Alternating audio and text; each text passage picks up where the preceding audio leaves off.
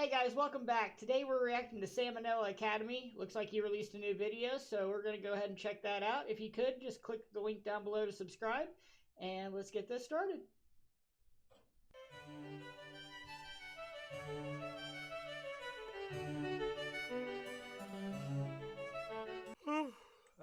Hey kids. I just woke up from a nap I took in January of 2020, and boy are my arms tired. Let's see what I missed. Queen's dead, war in Ukraine, the Taliban's back. What is... Holy shit. They made a movie called Scoob. Unprecedented global pandemic, Space Jam 2, some popular guy named Brandon. Yep, that just about covers it. Anyway, we all know about the scientific names of animals, but did you ever wonder what they actually mean? To find out, we must look to taxonomists. They're the guys responsible for the systems of nomenclature we use to classify organisms, and boy are they convoluted. First you got the big 8, domain, kingdom, phylum, class, order, family, genus, species. I've seen plenty of mnemonic devices for this, but since the D just showed up in the 90s and is still disputed by some scientists, he's usually not included. So allow me to suggest a few. Dizzy kids puke cereal on fairground staff. Dumb kittens pushing cups over feeds growing spite.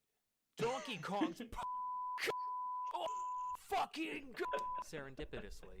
The way this whole thing works differs slightly depending on which kingdom you pick. So today we'll be sticking to the animal one because that one's the coolest and I'm in it. So what constitutes each taxon is pretty arbitrary. They basically just serve to act as another set of branches in the tree that taxonomists build. The one exception is species, which is generally defined as any group of animals that can have babies with each other that aren't sterile freaks. Mule, liger, zedonk, skunk ape, they can live fulfilling lives, but they're all shooting blanks, so they don't count. On the other hand, in our innumerable trespasses against God, we can make things like chidandanes, which actually work, so dogs are dogs are dogs. Besides species though, it's the Wild West in here. Plenty of times, 8 tiers isn't even enough for scientists, so they just stick new sub-levels in between. Legions, cohorts, tribes, series, divisions, and if you want to keep going, you can throw all kinds of prefixes on any of these for even more layers. There's even subspecies, which the more pedantic of you may think to yourselves that creating names for subspecies at all kind of undermines the single somewhat agreed upon definition in the whole tree. To that, my friends taxonomists say,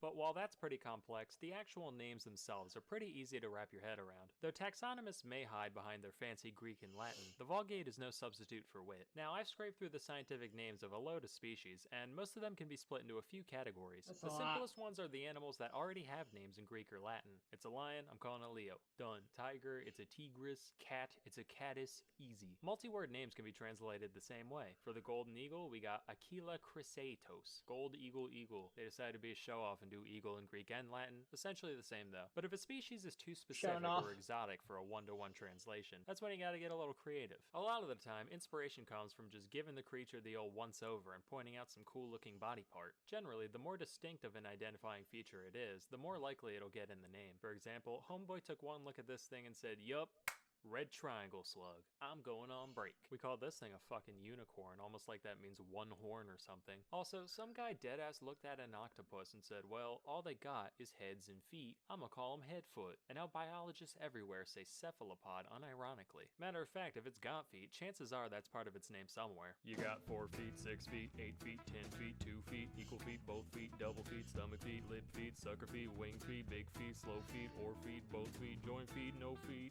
10,000 feet, cow's feet, spade feet, cat feet, small feet. If it doesn't look that interesting, another thing to point out is where you found it. This could be a territory like American bear or Siamese crocodile, or just a habitat like woods macaque or toilet rat. But that's boring. We need to look at the men behind the magic and what drives and motivates them. Now, if there's one thing that the scientific community loves, it's clout. And there's no better way to go down in history than plastering your own name on some shit you found. But not all fields have the same volume of things to scribble the old John Hancock over. On the one end, you got physicists just making up their own slightly different form of ionizing radiation measurement. And even then, only the top dogs got away with it. Now zoology, any little goober flouncing through the underbrush can say, this one has 13 spots, but the one in the book's only got 11.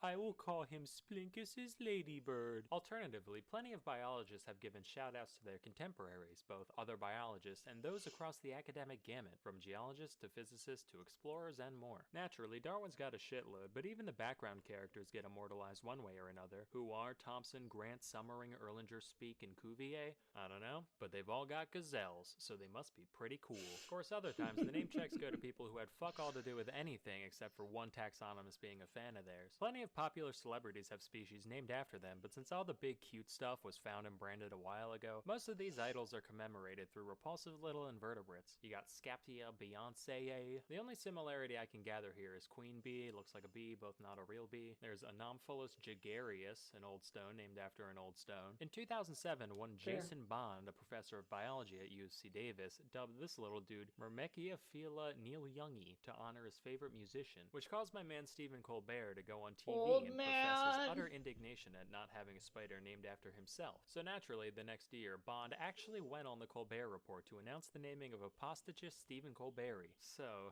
if that gives any of you epic biologists out there any ideas, you know, I wouldn't be opposed. Please, I would do anything for the love of God. I'll even take a liking. The world of politics is by no means immune to this phenomenon. Obama alone has fucking 9, as do a load of other presidents. Trump's got a moth with funny hair, Bush has a fungus beetle, Reagan's a wasp, Carter's got a darter, and I didn't know this stuff. Even Austria's most famous painter got the honor through this blind cave beetle. Mind you, it was 1933, so you can only blame the guy a tiny bit. Hitler actually wrote him a letter saying, "Oh, thank you, my little entomolomensch," and then went on to do, you know, Hitler things. Fun fact, not only was this beetle stuck with just about the worst name you could have, it's also now facing extinction solely because of its value to Nazi memorabilia collectors. Guess old habits die hard. Oop, fictional characters have their fair share of species under their belt. On the topic of evil beetles, this one's named after Darth Vader because he kind of looks like his helmet, I guess. This was actually named by the same guy who did the Bush one and belongs to the same genus.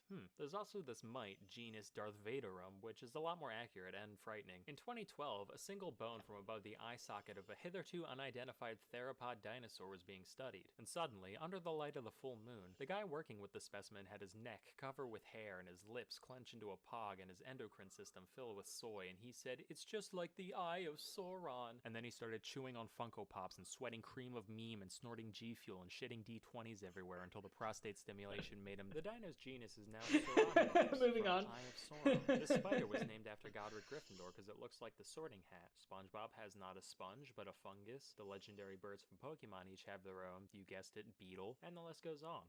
Scientists are nerds. Who knew? Anyway, while this all seems kind of chaotic, there is some method to the madness. One rule is the principle of priority. This states that once somebody publishes their chosen name for a species for the first time, that's the name, and other taxonomists typically can't change it. This has led to plenty of misnomers coined by whoever got their foot in the door first, particularly in the case of the guys doing this stuff before we had the luxury of genetic analysis. Here's one. Red panda? Nah. Shining cat, coined in 1825. To be fair, they're actually about as close to cats as they are to actual pandas, so whatever. Here's 2. Capsicum chinense. Eaten there? Sure. Native? Only off by around half a globe, where literally all hot peppers came from. This principle holds true even if someone thinks they found a new species, only to later discover that it was already named. For example, in 1824, one John Edward Gray documented the plains zebra, calling it Equus burchellii, or Burchell's horse, named after a renowned naturalist of the day. Little did he know, back in 1785, some other douche classified this character as the quagga. The last quagga died in a Dutch prison in 1883. So, why do we care? Well, in the 2000s, scientists decided to scrape some gunk off a dry quagga pelt and study its DNA. And from that they realized, wait a minute, apparently this guy and zebras could have, you know, made a little plaid in the hay together. So technically they're one species. And today they're both called quagga. Sounds kinda asinine, but then again so does asinus, and that worked out fine. Just to maintain the distinction, the extinct subspecies was renamed quagga quagga, so you know it's the real quagga. This double naming convention has been done with a lot of subspecies, in fact. Wild horse, spotted panther, or my favorite, gorilla. It's like, yeah, it's the gorilla's gorilla, but every gorilla. Fuck you want from me. A closely related rule also states that the names of all taxa have to be unique. So if 2 people coincidentally name any taxa on the same thing, the older one gets to stay and the new one gets the boot. Like if you saw a genus called echidna, you'd think it was, you know, an echidna, right? Well, no, that'd make too much sense. For a while it was true, from 1797 to 1811. Then it was pointed out that someone else already called a genus of moray eels echidna back in 1788. So the real echidna had to be changed to Tachyglossus, or quick tongue. Then a decade later, a dude did the same thing for a genus of vipers. Another 22 years passed, people discovered the same thing, and they were renamed to Bitis because they bit. So what the hell is that one Knuckles? At least made a bit of sense, given that the original echidna from Greek mythology was half lady, half snake, but who cares at this point? Anyway, I've just barely scraped the surface of all the goofy names out there, so feel free to post more down below. That's all I've got for now. Till next time, I'm Salmonella, and I'll see ya in 2025. Oh boy, that was something. There's a lot of information there, but a lot of information that I probably didn't really need to know, but oh well. It was fun. Really fun. I'm glad to see him back making content again because he's one of the best.